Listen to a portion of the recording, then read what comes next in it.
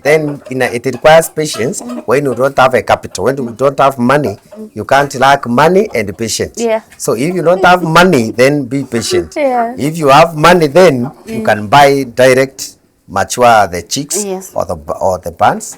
By that time, we couldn't manage to do.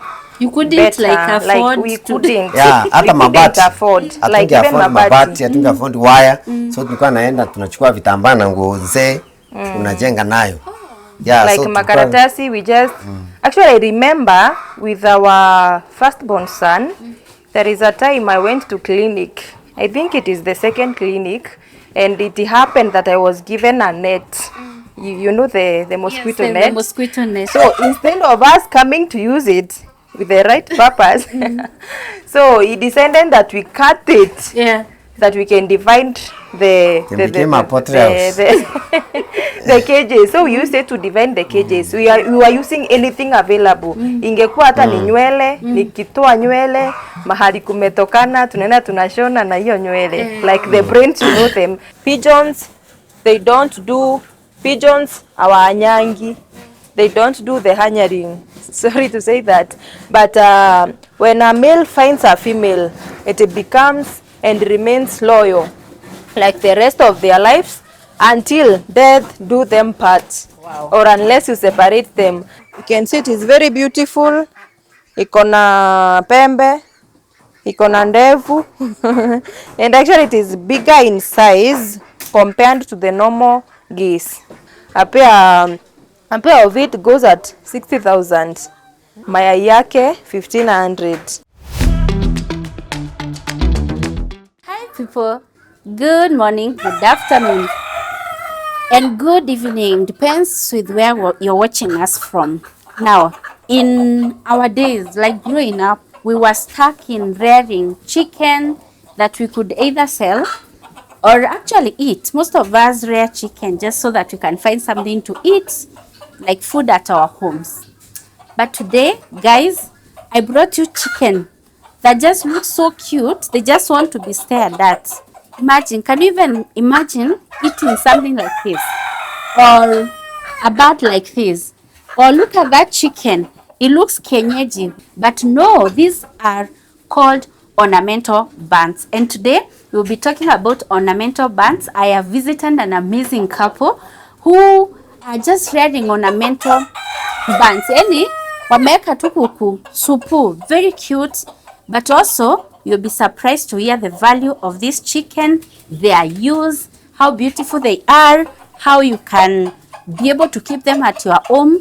At the same time, probably they could just be of help because, I mean, why wouldn't you love such a chicken? My name is Stella Nkadharin Taugu, and this time round, we are talking about ornamental buns. So without wasting so much time, I would want to welcome our guests. They will tell us their name, where they are, and they will also tell us what they do. Karibuni sana. Hello viewers, I'm Patrick Mudhuri. I do ornamental farming. We are in Meru County, Imenti South Sub-County, and Kwene Ward. Yes. And the village is called Kionyone Village. You're most welcome. Asante sana. Hello everyone, my name is Kanana Patrick. I'm the wife of this gentleman here. Karibuni sana. Mulianza ati biashara ya kuku na mulianza hata lini? We started way back 2020, but in my childhood. Yes. I mostly love beautiful things. Yes. Even flowers or something beautiful. Yes. So sometimes when I could see things online, beautiful birds or something, it entered in my heart. That time then I got married. Then I sold the vision and the dream to my beloved wife. And she loved it. And she embraced it. And then we started. And I did a survey on how we can do it. And then I saw it, you can just do it with even a little money, something like that. It is easy to manage. They can take a small space and all that now. Then that one made me able to hit. Yeah. Yes. When you started, was it just for beauty? Were you just keeping them for beauty, or you had seen maybe utazieka zikwe mingi and then they can later turn to a business? How did you Ni nini ilikuinspire? Okay, it serves the dual purpose. One, it is beautiful.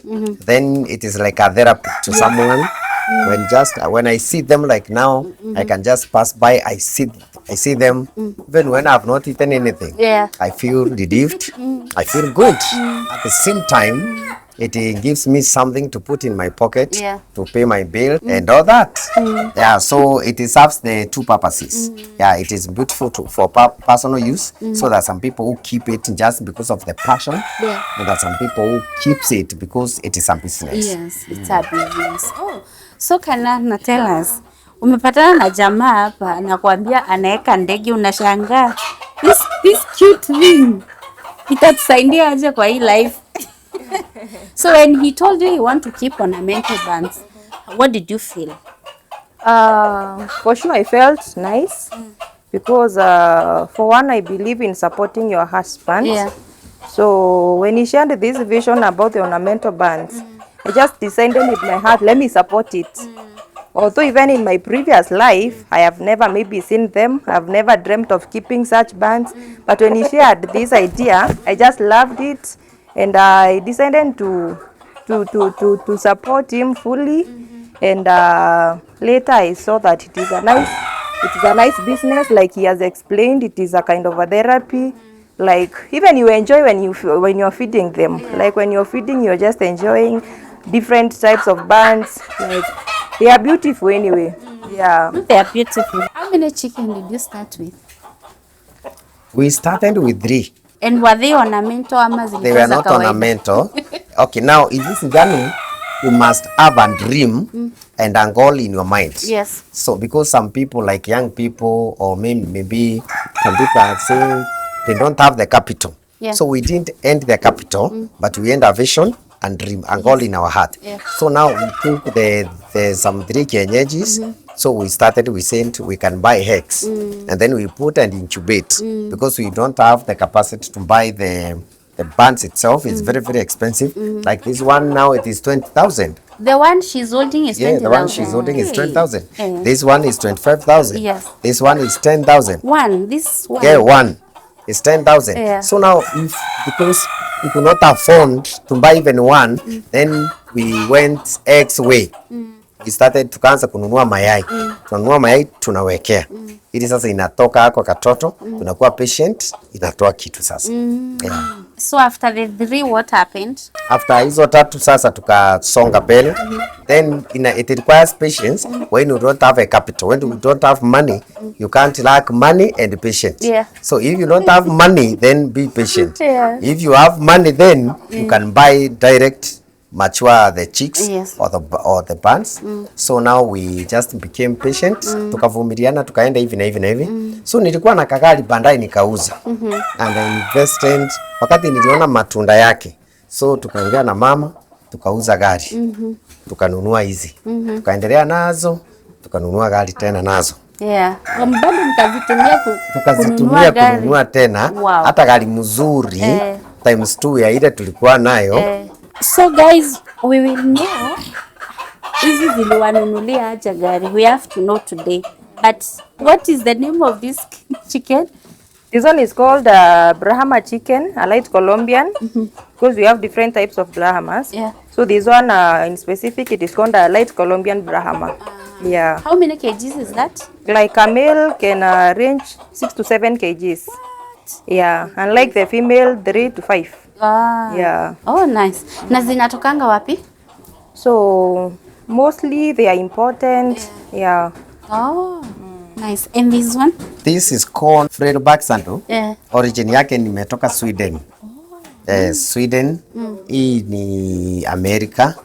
And this one. This is American silky. This is American silky. And it's in white and black. We will show you.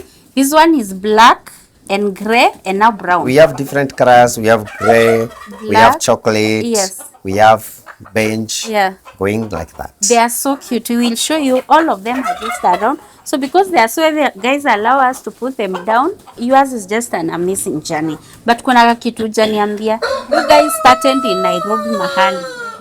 We were first in Nairobi. We went there for a few months before we decided to come back to Meru. Yes. Because our vision, or rather the vision that he shared with me, we just felt that in Nairobi maybe there will be no enough space, so we decided that in Meru it will be more convenient. Yeah. So that is why we came back in Meru, and maybe even in terms of space, there is a lot of space here. Yeah. Compared to the Nairobi place, because in Nairobi you have to rent maybe. Yeah, so we just thought it is better here in Meru. Yeah, and again here in Meru, because sometimes we feed them with grains. So here it is convenient because we have the greens in the shambas, so you can get them anytime. But there in Nairobi, not unless you buy akina skumas, akina cabbages, then you will not feed them the greens. But here, you can get them anytime in the shambas, the beans, because they do even the beans. Leave alone the skumas and the greens and the cabbages alone. They do even the beans. Yeah. Oh. So I'm actually glad you've gone to what to feed the chicken. So what else do they eat? Is it different for every bird, ama you generalize all of them when feeding? Okay, thank you. So for the pigeons, we feed them with the millet, or rather maybe we have the sunflower, like those greenish, the kind of greens things. That is what they do. Akina ndengu, they do all that. So those are cereals, dry foods. Yeah, but not all of them, but most of them. That is what the pigeons feeds. But as for the chicken, like all of them, we generalize them. They do the kienyeji feed. The kienyeji feed, that is what we give them. They are good because kienyeji is like it is a mix of layers and growers. So they lay and still they grow. Yeah, so they still gain weight and they lay. Yeah, and apart from that, so we give them in greens, a lot of greens, because when you give them a lot of greens, actually, it the hens reduces consumption of the fins. The fins they do, so when you give them a lot of greens, they reduce the feed that they take. Yeah. Or rather, you can do there is this we call the Azora thing. There is a way it is done, and then you feed them. It's kind of a greenish thing, but it is of more importance to the chicken because they will still lay and they will still grow. What different types of food add to the chicken? Is that maybe you want the starter crumbs and normal greens. Yeah. In terms of proteins, minerals that they give them, which is most the starter crumbs have the most rich protein, so we give them like a starter or like that millet. Yeah. So they help them in laying the eggs. Seriously. If I want to start doing ornamental buns today, what will I need? Where will I start? Okay. Ornamental journey is complicated and not complicated. Somehow it can discourage you or encourage you. Yeah. But you need to have like 4 things. Number 1, if you want to do it easily, you have to get information in what I want to do, where I want to go, the challenges, and all that. Maybe like what I want to do, there are varieties. We have like 70, almost 100 varieties. So you need to understand.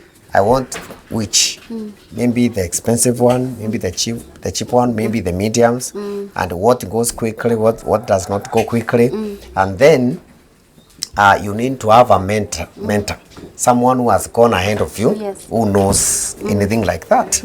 He will teach you about the market, he will teach you about the disease control, he will teach you about the breed, selecting the breed, something like that. So then lastly, then you need a capital. And now, unfortunately, people begin with a capital. You see, someone has 100 cash, maybe 100K, then they can just enter and do things. So you need, before we talk about money, you need information. Yes, true. And then information, you need a mentor. A mentor is someone to tell you, take this, stop this, this is not right for now, this is right for now, this can wait, this can't wait, you can do this and you can do that. Yeah, so many people, they don't have mentors, and others, they don't want even information. Yeah. Actually, what they think so much, they ask, where will I sell? They look for market before even they begin. Yani unaanza kuuliza, ukimwambia hii ni ngiri 10, anakuuliza swali ya kwanza, nitauza wapi? Exactly. Hii nitauza wapi? So you don't start by nitauza wapi. Unaanza na hiyo ni nini na nitaikuza haji.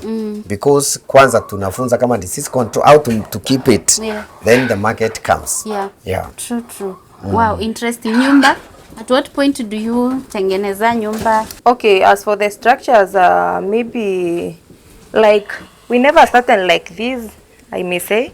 So for the structures, maybe you can, it depends on the bands you have, or rather in a different type of a band. Maybe you have a pair, there is another type of a band that you have several, so it will depend the sizes, so you have to manage on that.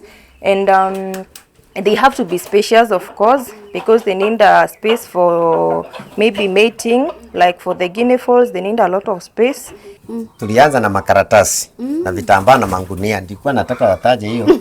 Yeah, that is how we started. By the way, we never started like this. Maybe you can see the structures the way they are. We were that by that time we couldn't manage to do. You couldn't better. like afford like we to couldn't. Yeah, hata mabati. Afford. Like even mabati, hatunge afford wire. So tulikuwa naenda tunachukua vitambaa na nguo nzee, tunajenga nayo. Yeah, like so makaratasi, we just actually I remember with our firstborn son, there is a time I went to clinic. I think it is the second clinic, and it happened that I was given a net. You know the mosquito net. The mosquito net. So instead of us coming to use it with the right purpose, so he decided that we cut it. Yeah. That we can divide the cages. So we used it to divide the cages. We were using anything available. Ingekuwa hata ni nywele, nikitoa nywele, mahali kumetokana, tunaenda tunashona na hiyo nywele. Like the brains, you know them. So tunaenda tunashona na hiyo nywele. It has been a journey, by the way, but we are grateful to God, the fact that we have come. On that, to our viewers, many people, they use a lot of money to do structures. Maybe they spend like 50,000 to do structures, and they buy the bands worth maybe like 10,000. We say ukichukua dhao mzee na dhao mpya, the value is the same. So ukichukua the band ambayo iko na worth ya 10k, hata ukiweka kwa which structure, the value will not reduce. So usitegemee sana the structure in first. Utegemee the quality of the print. So ukiweka the print, you'll be able now to change the structures as the time goes. As time goes. Yeah, like actually I remember there is a station, TV station that visited us here, and we were still in that situation of makaratasi and all that. So as you are saying, the value of that thing that is inside, it is what matters.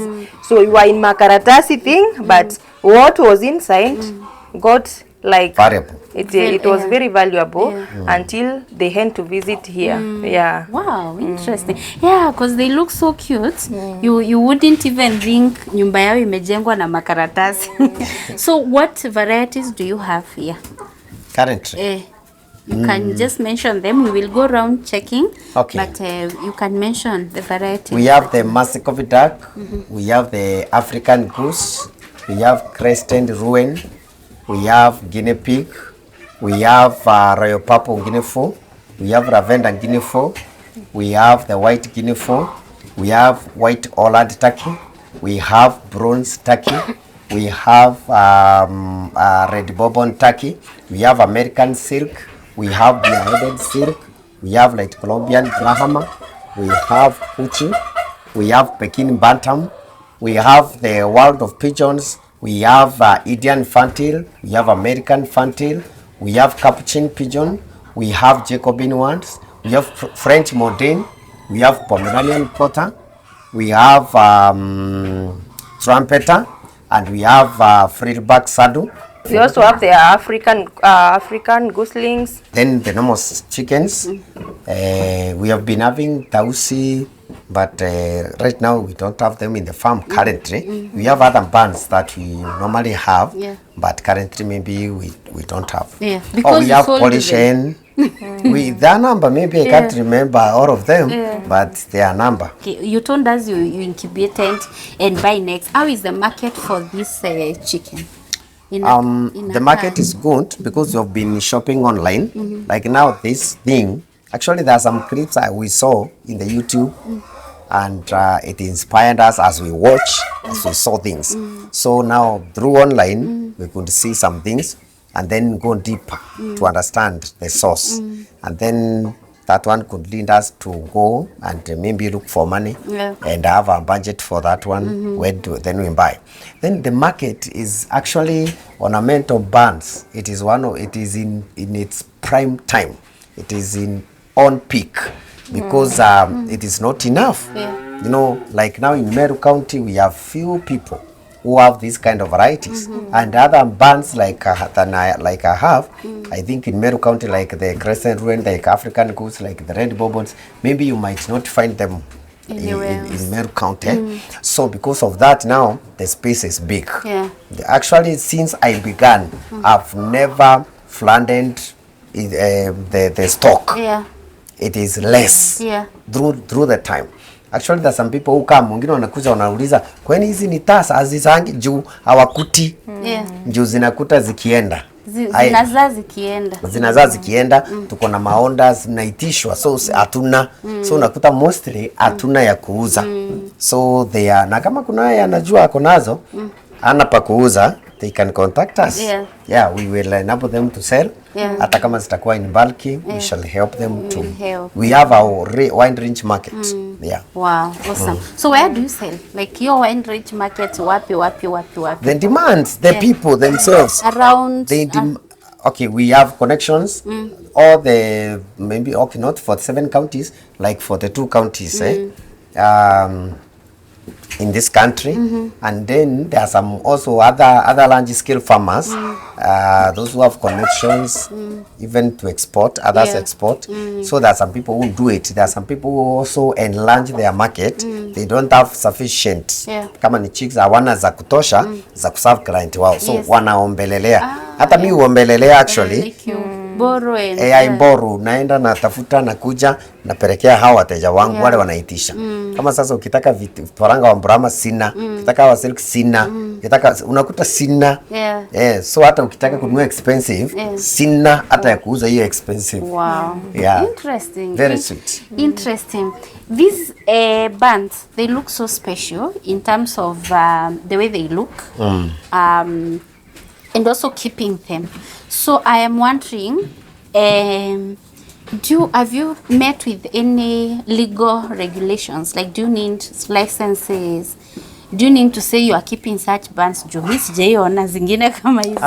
Naweza kuwa mmereport mahali mkasema we need a license. These are domestic ones, but there are also wild ones, like the cranes. You need the permit. The wild guinea fowls. From who? Kenya Wildlife. It is 500 actually per year. 500 what? Shillings per year. Per breed. Per band. Per breed. So if you are keeping the cranes, it is 500 per year. Then you register. First of all, you register with 1500. Then if you have maybe like 10 varieties, you pay 500 each variety times 10. That is 5,000. It is not maybe like you keep the peacock, the cranes, the wild guinea fowl. That is 1,500 per year. It is not expensive. But for you, you just keep the domestic. So these are domesticated. You do not want to have any license. This one you don't need. Wow, interesting. This is just awesome. Zinakuliwa, azikai kukuliwa. Wow. Hey. No, like the black one I was holding. This one, the meat is black. Yes. Like you eat a black chicken kwa sahani. Yes. I tell you, they are so nutritious and delicious. Very sweet. All of them, even the buns, the small buns, the pigeons. Actually, the pigeons are rich in boosting immunity. Actually, like people who have the chronic diseases, like asthma, like all that, when you take their eggs, their egg? The egg is very nutritious. Yeah. It will boost the immune system and all that. And the soup also. And the soup. And then also these other ones are very delicious. They don't have a lot of cholesterol. Yeah. Unaipika tu unakuta haina ni soup. Haina mafuta lakini ni so tasty. So sweet. So haina ile mafuta. Hata kuku kumchinja ana mafuta lakini ukimtafuna tamu sana. Yeah. Awesome. There are people who maybe would want to do that kind of farming. Ungewaambia nini? Ningewaambia na it's a good thing na inarudisha vizuri. It is a business like none other. Yeah. Very serious, worthy to be invested. You can invest your time, you can invest your money, and it has return. By the way, we have 3 children. One is in high school. A very good school is in Form 3. Another one is in boarding class 5. Wow. And another PP1.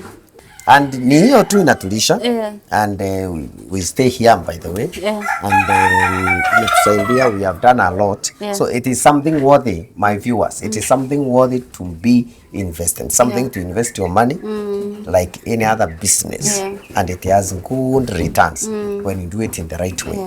Well, Kanana, what do you think? What would you tell farmers? Probably someone who want to venture into this business. Na bwanake amekuja kama huyo akasema tunaeka. So you're torn between looking at cute bands versus the money, and you can't even see maybe. As for me, I can say they are very nice bands. Anyone who wishes to keep them can keep them. I can just give you a go ahead because number one, they are very, very beautiful bands. They'll give you therapy, like you enjoy maybe feeding them, keeping them, having them around. So you just love it. And again, maybe if you have a husband there, outside there, and maybe they are giving you their vision, or rather they are sharing with you their vision, it is going to support them. I have seen the fruits of supporting him, supporting his vision, what he shared, and you could really encourage anyone who has a husband that has shared a certain vision, please support them. Yeah, bila kinyongo. Bila kinyongo, guys, support them. To a hand, it also you can use it as small space, maybe 10 by 5. You can keep birds worth 300,000. Wow. It can pay your rent, either you are in Embu, Nairobi, or wherever you are in rural areas. You can just use like 10 feet by 5 feet. You can invest a lot. 10 feet space can make you pay the school fees or pay the house rent. It takes a very small space. So I can keep them in Nairobi. Hapo tu nyuma hiyo nyumba nimekomboa hapo nyuma hiyo. There's some people, we have many farmers who are millionaires. In Nairobi. And it is just like that. Just ornamental bands. Wow, awesome. So guys, we have no excuse. You just get a very small capital. Well, not really small, because we are about to hear the prices, but it is worthy. It is worthy every investment, every coin. So if I wanted to mentorship, nikuje munisaidie kujua hii maneno. You can do that. That is what we do. Because also we were mentored. Before we encountered some good mentors, we entered into rogue clients. They misled us. And we wasted a lot of money until we landed in good hands, and then they were able to hold our hands, and through that we became now stable, and through that we have been able to raise a number of them, to mentor a number of them, and up to date we don't feel any envy or jealous of recruiting one. Yes. Awesome. So hakuna biashara inanga challenge kwa hii life. So what are some of the challenges of rearing these bands? There are many, maybe like 3 major challenge. Number 1, it is in disease control. When your bird is not sick, it is there, no loss. But when it dies, that whole, it is better to sell cheap than to lose it in a diet. So now if you keep managing the control of diseases, then you'll be able now to be established. Number 2, it is theft. People steal and all other that together with the predators. Maybe the other beasts Yeah. if you don't have maybe the structures. Na kuna wezi wanakuja tu wanakuchukulia. So afadhali unahakikisha tu hiyo ndio ka challenge. Wale wanakuwa maybe they are not in a good environment, kuibaibiwa kunafanya wanashindwa. And also number 3 now kwa wengi ni kumanage fins, how to manage what they eat. Yeah. Maybe you don't have money, maybe the capital to do that, but it is manageable. Call that in quote, it is manageable. So how many times is it fed in a day? Mnayuzipea chakula mara ngapi kwa siku? Kuna watu hupea once, lakini sisi hupea twice. Kuna watu hupea once, ama wengine wanapea hata unawekea haijamaliza, itakula mpaka kesho. Lakini sasa maybe sisi tunapea asubuhi, tunakuja kucheck on in the evening, ule amemaliza unamuongezea. Bora hajamaliza au uongezee. Yeah. Just like that. Do they also maybe need water? Yes. Actually now the clean water, it protects, it is like a protection. Yeah, when they don't have clean water, they will get a lot of diseases. If they get a clean water, they will be stable. Yes, okay. I see that. Yeah. So guys, we will give you their number hapo. Yeah. Hapo tu chini tutawekea number if you need to buy. We have bands here. If you need mentorship, tuko na wao hapa. Wengine even just to learn.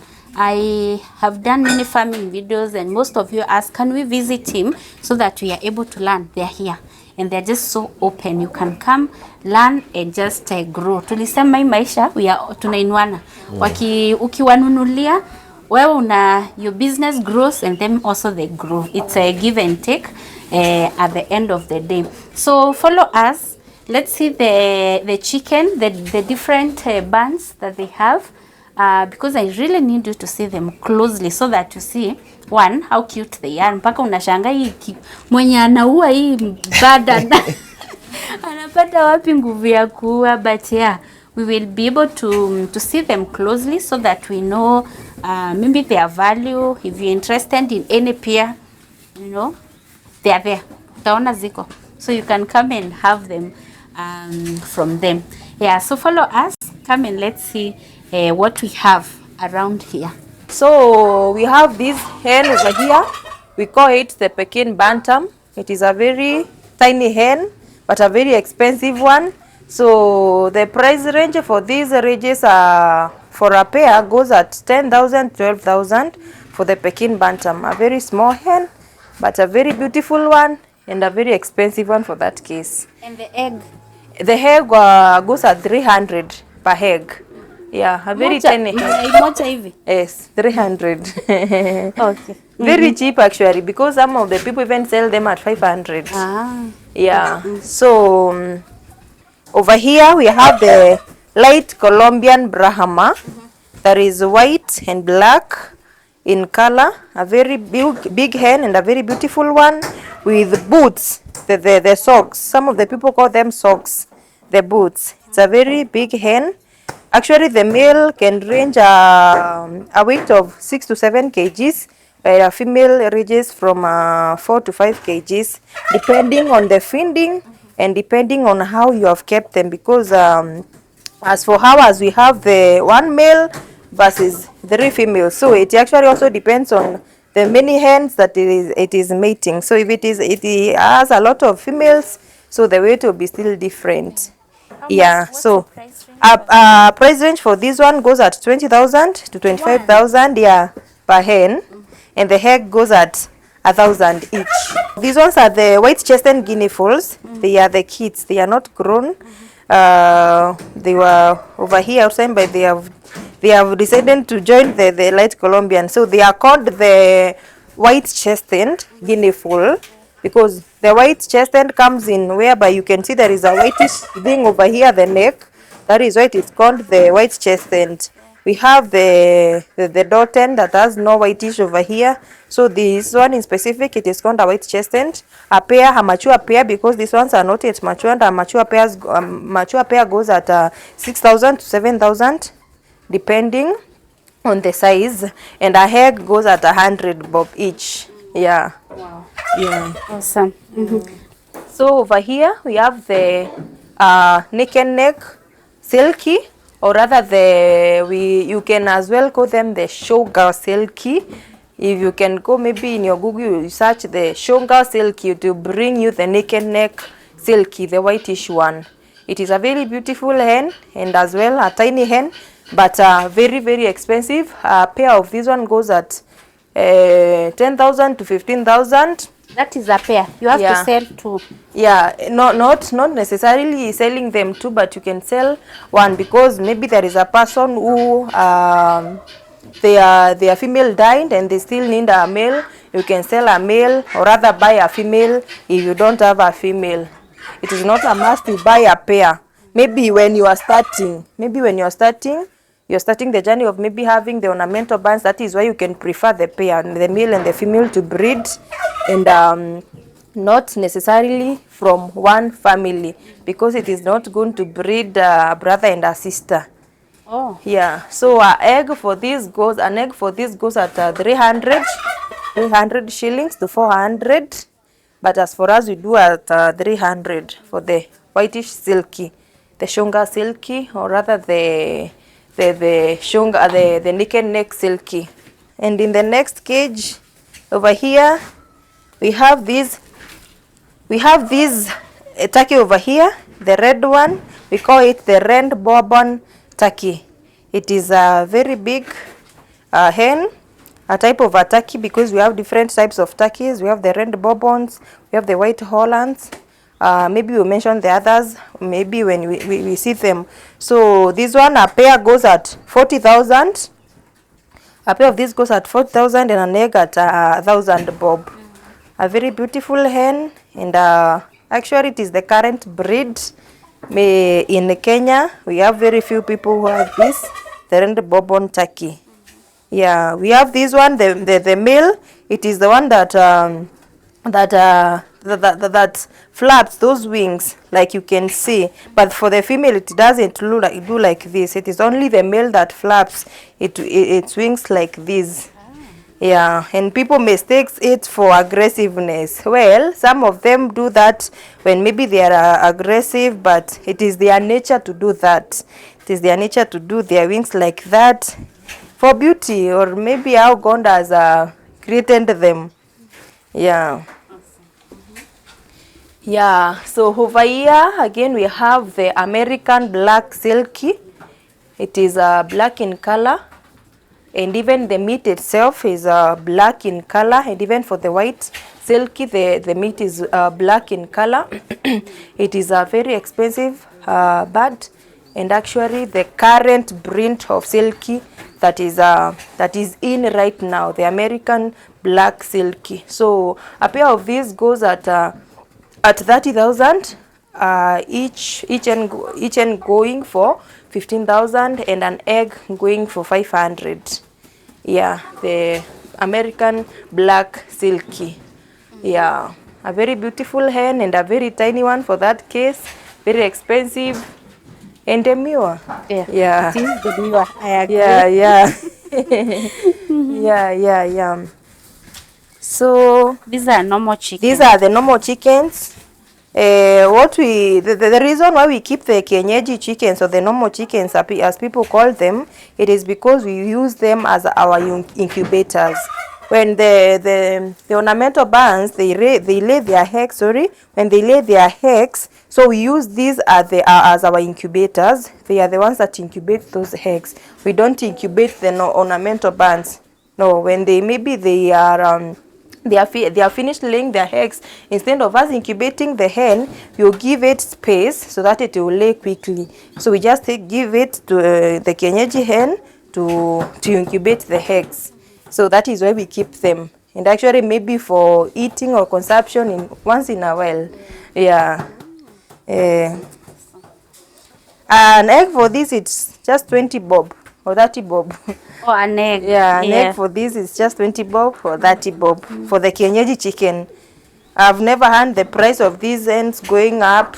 I made it at 20 and it is still at 20. So I don't know.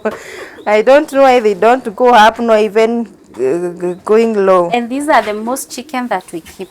Yeah, for the most of the people, they keep these hens because I don't know if they are the most affordable. I don't know if they are the most maybe ndizo zinapatikana haraka, I can't tell, but maybe for most of the people that have maybe visited, hizi ndizo kukunapata kwa wingi but as for me right now, I can encourage somebody, you just put yourself together and have the ornamental bands.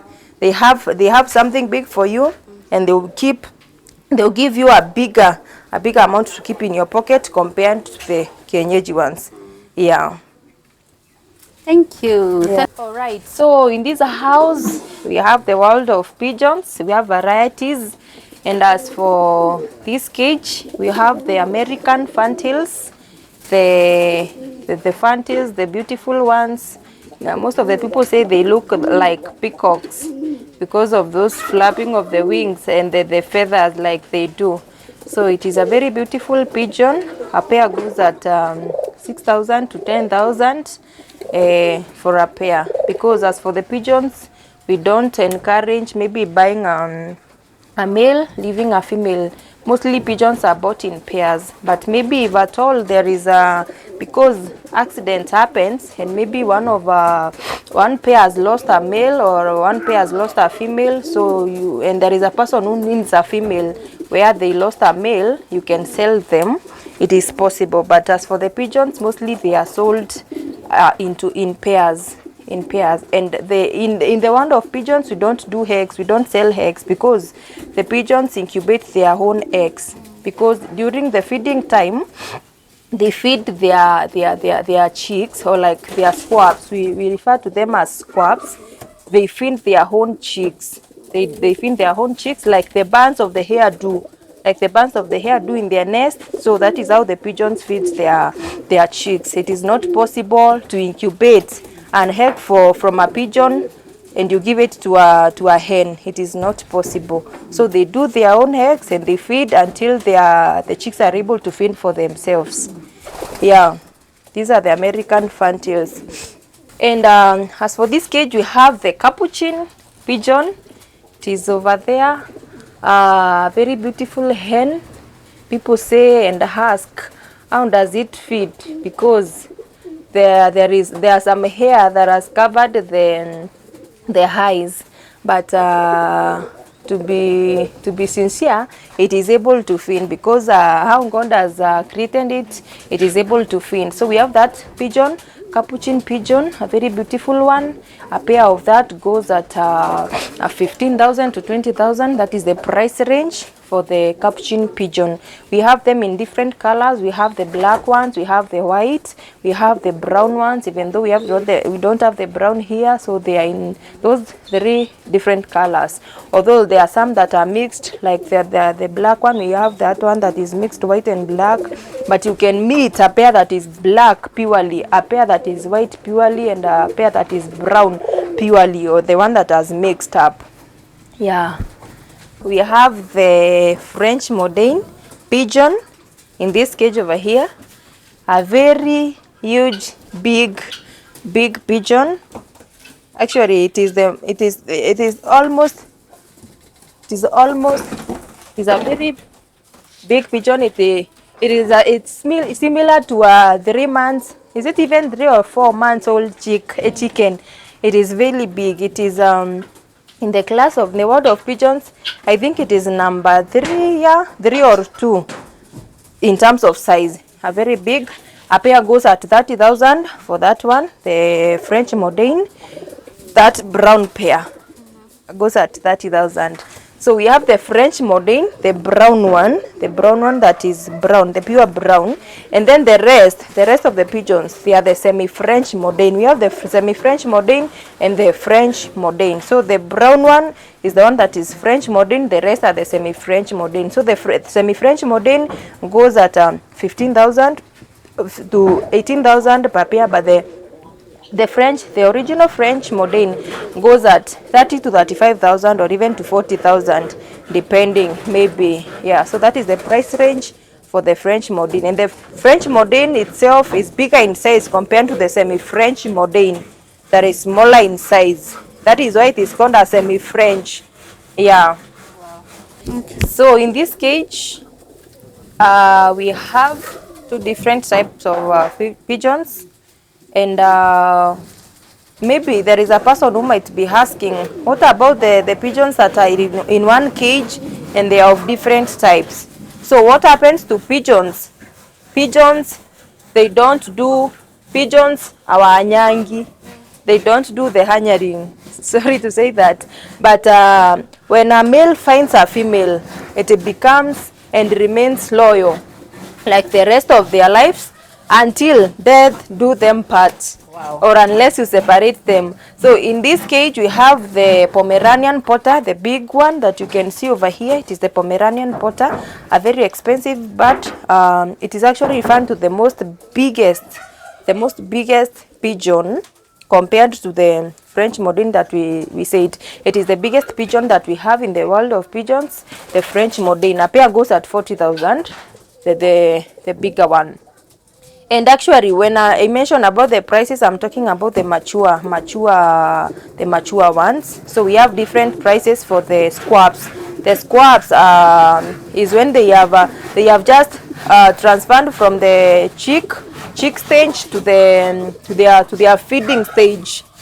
It is we just call them upcoming stage. They are not mature, they are not chicks, they are just upcoming. So there are different prices for the upcoming pairs. So the prices that I have mentioned, they are for the mature pairs. So for the Pomeranian Potter, we have it at 40,000 for the pair. And over there we have the frillback saddle, a very beautiful band that has some beautiful hair that is curry. People say that it has been done some curry kit, so it is very beautiful as well.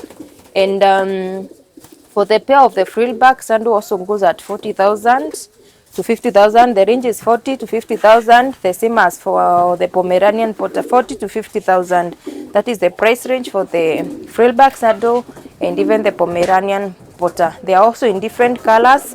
Actually, most of the pigeons comes in blackish color, brownish color, the whitish, or a mix up of those colors. So they comes in those colors. So in this cage, we have we also have different ones.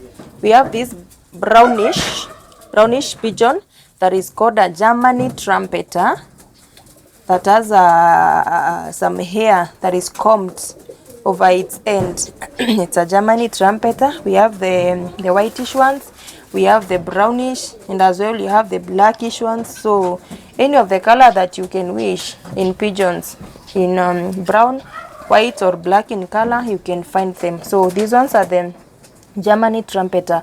A pair of these ranges from 15,000 to 20,000 for a mature pair. The Germany trumpeter that is also booted and has some long boots, or the socks as people say, very long socks. Yeah. And actually sometimes we even trim them because they grow so big and so tall that they somehow affect when they are mating, because it will not be able to balance itself. So somehow we trim them so that they will be able to mate. Yeah, this one is a Germany trumpeter. And over there we have the Jacobin itself. The cute one that has... Yeah, the one that has that is hiding its eyes. It is a Jacobin pigeon, also a beautiful one. It is it comes in brown, white, and also black in color.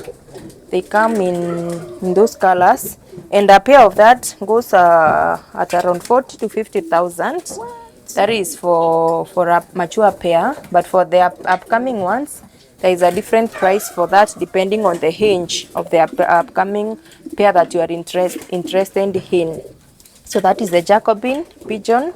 The one that is hiding is its eyes, because somehow it doesn't see the signs. When a predator comes through the signs, somehow it might not be able to see it. It focuses in front. Because the hair is hiding all its eyes to see the signs. But it's really cute. Yeah, it's very beautiful, very beautiful. Awesome. For the pigeons, we don't sell the egg because you will not be able to incubate them. You can't incubate. Yeah, we don't advise people to do. Okay, you might be having in rare cases, because you might meet someone who is trying to dare. You might meet someone who has insisted, yes, sell me eggs, I'll do this, I'll do this. So in those rare cases, not unless you have another pigeon at your home, and when that pigeon that you have, it maybe in that time that you want to buy those eggs, yours is also laying eggs.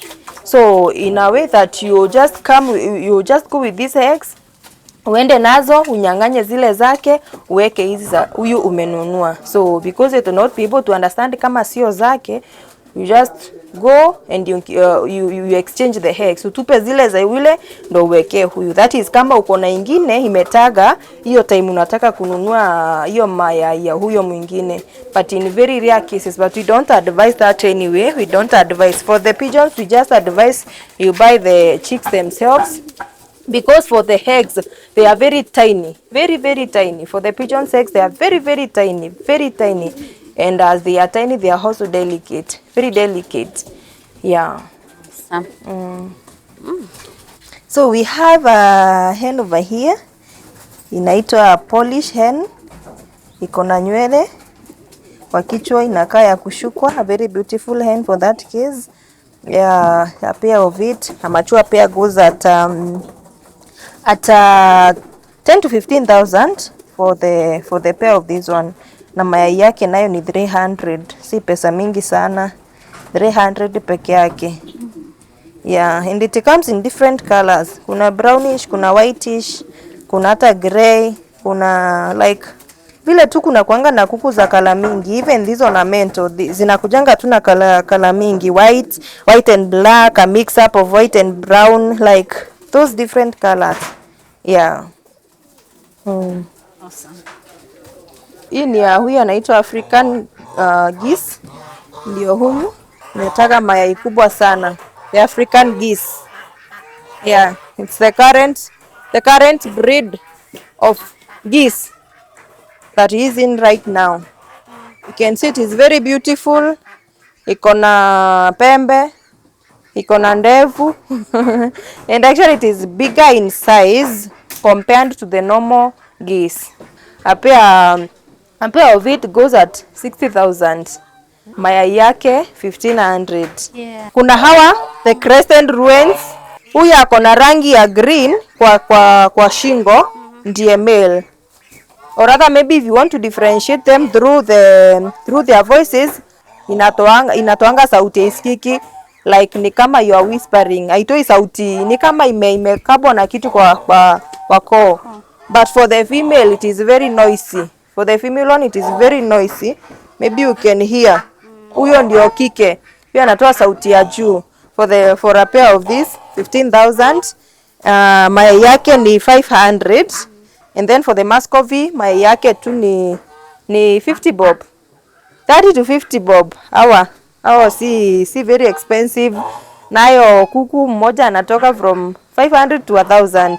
The Muscovy ducks, yeah. Is the normal duck that people have been having even in the ancient days. It is commonly known.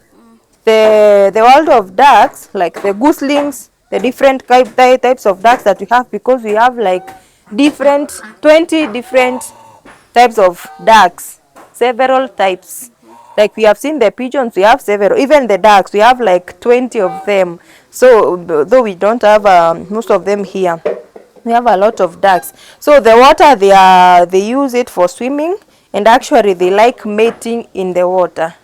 Yeah, they do mating in the water. They enjoy. I don't know why they are created like that, but you realize they actually mate most of the times in the water. When you don't have water, you might not see them mating. Yeah. For about the changing, we change it daily. We do the changing of the water daily. Juu by the way, ikishika uchafu, kwanza hawa geese hawawezi ingia, they cannot swim, they cannot. Ikishika tu uchafu hivyo, like now it needs to be changed because you can see it is somehow dirty. They cannot swim. They cannot swim in that water until you change it. They are very clean by the way. So let's say it has incubated. How often, how many times, let's say in a year, will a duck incubate? As for these, the geese, the African geese, or rather the class of geese, they might lay like 4 to 5 times in a year. And actually, even in laying, it will still depend on how you feed them, because for the geese, the class of geese, they like a lot of grains. They like a lot of grains, and they still need deworming, because even in such water, they will still maybe drink some dirty water somehow once in a while, so they need a lot of deworming and a lot of greens. That is how they you help them to lay. As for this, they are good layers, the ruins, and there is another one that we call the khaki campbell. They are good layers. They can lay like talk of even 20 times. Yeah, they are, and they lay a lot of eggs. Moja anaweza taga hata mayai 60. Wow. Compared to the geese. The geese mostly range 4 to 9. 4 to 9. Haipiti hapo. Ukipata ya 12, you just keep that one because it is your blessing. Because hiyo itakuwa tu baraka, ni baraka kwako. So in this area, we call it, maybe, even though it is not so much spacious, we call it the free range area. We have most of the kienyeji chicken, they are here. Yeah. Like you can see, all these are they are the kienyeji. For us, we call them incubators, because they are our incubators. We use them for incubating. All those are the kienyeji hens. And we have this specific hen that is called the frizo hen. Watu wanaita saloon hen. That one, it is also a kienyeji hen. It is not so special, but somehow it appears as an ornamental bird. It is also so beautiful compared to other kienyeji hens, or rather the indigenous hens. And in this also free area, we have a guinea fowl that we call the royal purple. This one over here. In the world of kangas, we have different types of kangas. We have this royal purple. We have the white one that is white in pure. And then we have this one over here that is called the lavender. Yeah. The lavender. Also, those ones are the lavender. And then there, the furthest end, we have the dot and the dot and guinea fowl. So maybe someone might be asking why we have mixed them. As for now, they are not laying. So in the laying season, we separate them because for the purposes of purity and ensuring they are producing pure brains, we keep the royal purple different in their different space. We keep the lavender in their different space. We keep the white ones in their different space, and even the dotted ones in their different space. So that is how we are able to manage them, so that there will be no crossbreeding. Because when you crossbreed, you'll not be able to sell. The market is very strict. So for the guinea fowls, the royal purple and the lavender thing goes at almost same price. For a pair goes at 8,000, 7 to 8,000 for the royal purple and the lavender. And then the white one goes from 6,000 to 7,000. Yeah, depending on the size. And then even the dot-end one, it is the cheapest. It is the cheapest in the class of kagas. It goes around 5,000 to 6,000 for a pair. And over here we have this gentleman over here, the tom. We refer the male turkey as a tom. Juu hivyo inajifurisha, so inaitwa tom. We have the male and the female over there. Ndio inaitwa the white Holland. The white Holland turkey. We have also different types of turkeys. There is the red bobom that we mentioned. There is the white Holland. There is this one that we call the bronze. And then we have the other one that we call even the royal palm that we don't have here right now. The white Holland turkey goes at 7,000 to 8,000 a pair. And even the bronze one, the blackish one turkey, it also goes at around 6,000 to 7,000 for a pair. Yeah, the kienyeji hens, they are not so much expensive. 700 to 800 unakula nyama na unakula mayai, unaenda ukulanga mayai. Hapa kila nyama Inakuliwa. Kwanza zote ni tamu sana. They are the kwanza huyu anakuanga na nyama tamu sana. This one I have tried. You have tried this? But I haven't tried them. They are the most sweetest. For the turkeys, like you can see, we have like 7 of them that are incubating. Yes. So each turkey has different eggs. Like we have a turkey that has the silky eggs.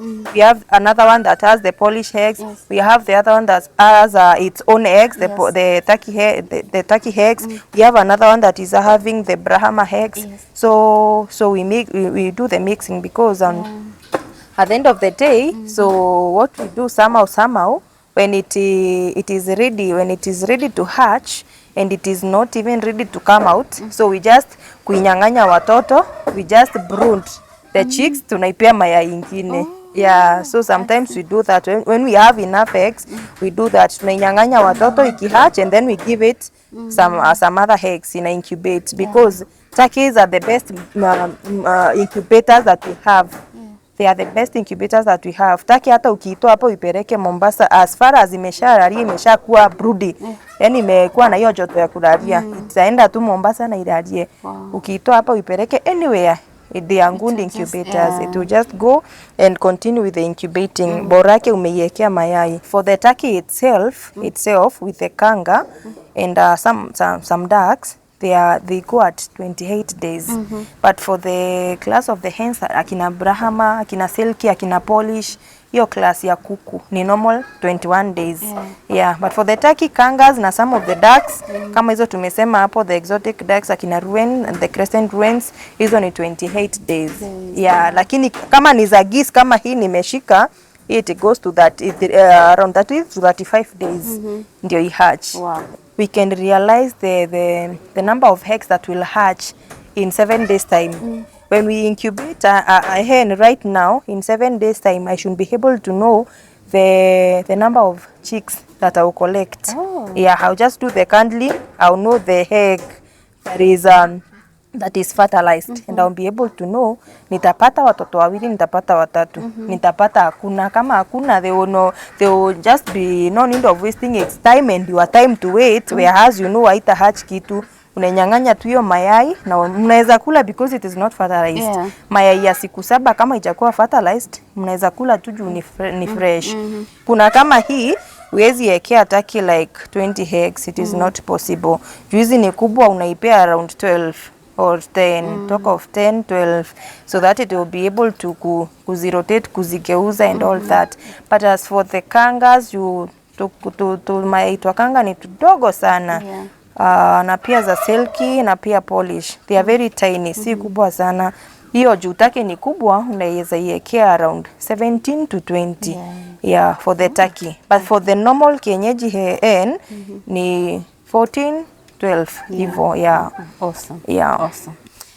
Yeah, so thank you so much, Kanana. It's Karibu sana. An amazing journey around your farm. Thank you. Very awesome. Thank you. Guys, she just has a beautiful, and this is just homely. Thank you. Unatoka hapa kwa kuku, hapo kuna ng'ombe, kuna ng'ombe za kuuza, kuna ng'ombe za maziwa.